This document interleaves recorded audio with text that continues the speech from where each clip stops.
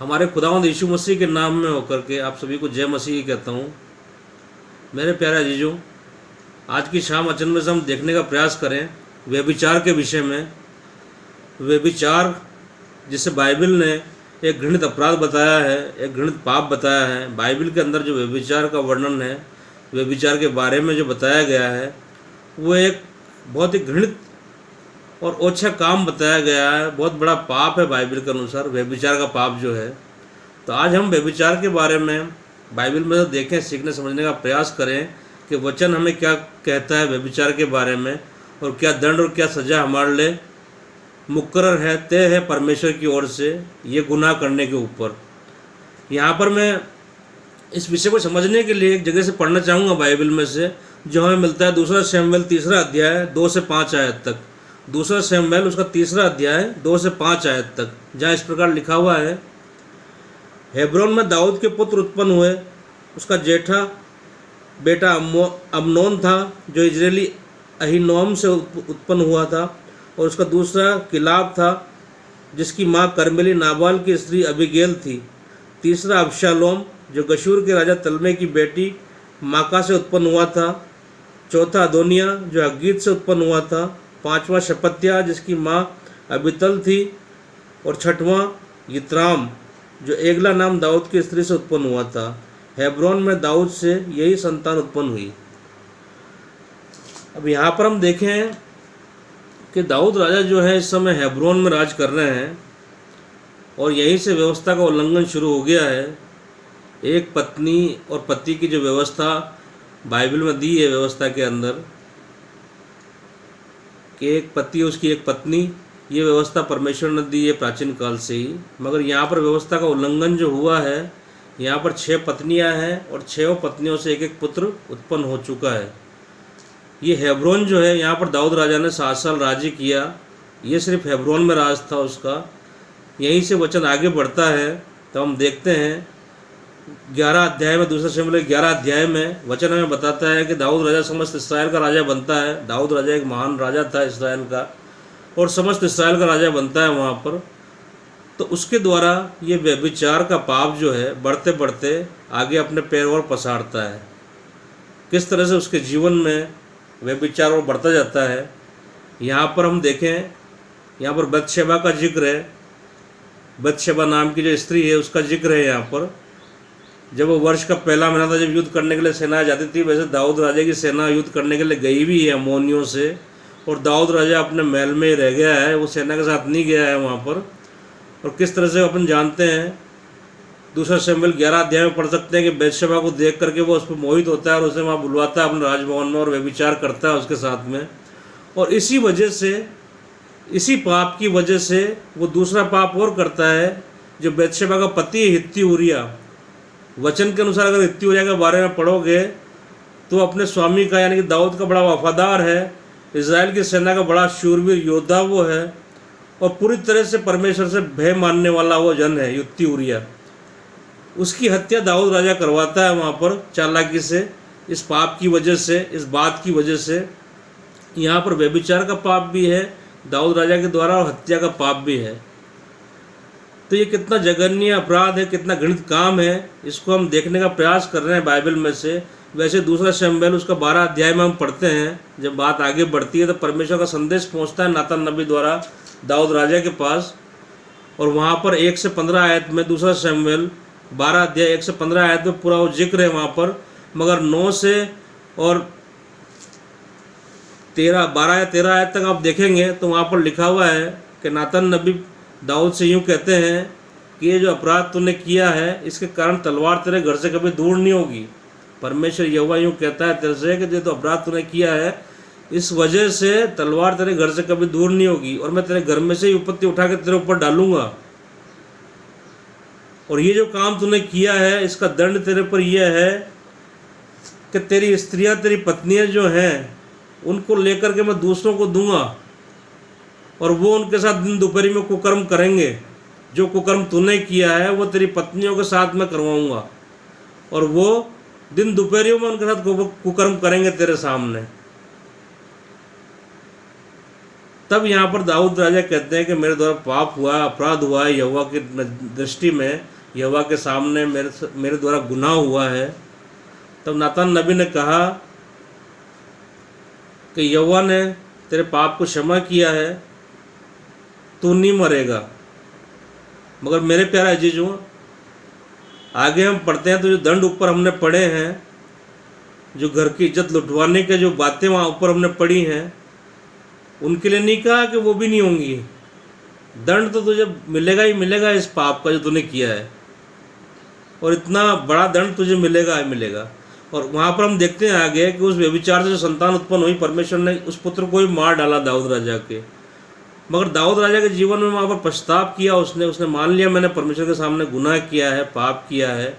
और उसी लिए हम पढ़ते हैं भजन 51 जो लिखा गया वहाँ पर दाऊद राजा के द्वारा। भजन 51 पूरा उस घटना के बाद का ही भजन है, और उसकी 17 आयत में इस तरह का लिखा हुआ है कि टूटा हुआ पिसा हुआ मन परमेश्वर की योग्य बलिदान है, और टूटे हुए पिसे हुए मन को परमेश्वर यहोवा तुच्छ नहीं जानता।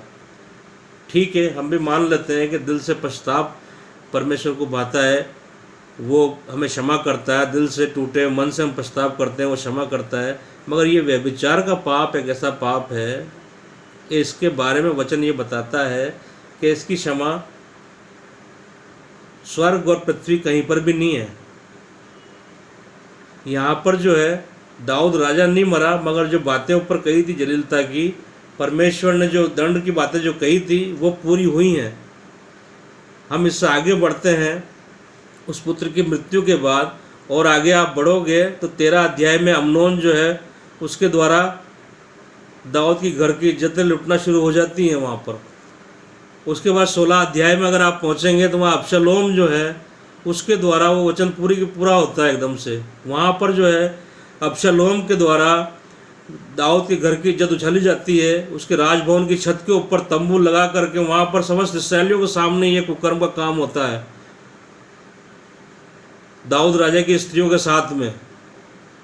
तो परमेश्वर का वचन जो है वो हर हाल में पूरा होता है। और ये जो अपराध है, व्यभिचार का अपराध जो हम देख रहे हैं, वो इतना जघन्य पाप और अपराध है बाइबल के अनुसार कि इसका दंड मिलना ही मिलना है। यहाँ पर हम देखें अगर आगे, अगर हम अपने मनों में ये विचार कर रहे हैं, अगर मैं और आप के ऐसे विचार हैं व्यभिचार के बारे में, व्यभिचार का विचार हमारे मनों में है, तो ये जान लें और मान लें कि इसका दंड बड़ा भारी है। हमारे घर की इज्जतें भी नीलाम हो जाती हैं, हमारे घर की बर्बादी हो जाती है इसमें। और इतनी बड़ी जो दंड जो ऊपर हमने पढ़े, जो दाऊद राजा के साथ बीते, जीवन में बीते, वो अगर सहन करने की ताकत और कुव्वत है तो व्यभिचार करने का ख्याल मन में लाना, आप और मैं व्यभिचार करने का ख्याल मन में लाएं। वरना दुनिया में जितने ही पाप है उन सबसे दूर रहना सिखाता है वचन हमें, सबसे दूर हमें रहना है। मगर व्यभिचार से बिल्कुल हट के अलग बच के रहें, अपने आप को पाक साफ और पवित्र शुद्ध रखें उस परमेश्वर के सामने। यहाँ पर अगर दाऊद राजा ने पछताव किया है तो आप भी ये मसला मैं भी पछताव कर लूँगा। पछताव भी अगर किया तो उसने ऊपर जो दंड लिखे हैं वो झेले हैं उसने, तब परमेश्वर ने उसका जीवन दान उसे दिया है। मगर वो सारी घटनाएं घटित हुई है, उसकी घर की स्त्रियां बेइज्जत हुई हैं, उसका वो पुत्र मारा गया है वहाँ पर। यहाँ पर जो है योएल नबी की पुस्तक जो है उसका दूसरे अध्याय 12 से 14 आयत में बड़ा साफ साफ लिखा हुआ है कि तो भी यहोवा की ये वाणी है, अभी भी सुनो, रोते बिलखते और रोते पीटते मेरे पास आओ, अपने वस्त्र नहीं अपने मनी को फाड़ कर अपने परमेश्वर यहोवा की ओर फिरो, क्योंकि वो विलम्ब से क्रोध करने वाला, करुणा निधान, दयालु और दुख देकर पछताने हारा है। क्या जाने वो फिर के पछताए और तुम्हारे पाप क्षमा करे।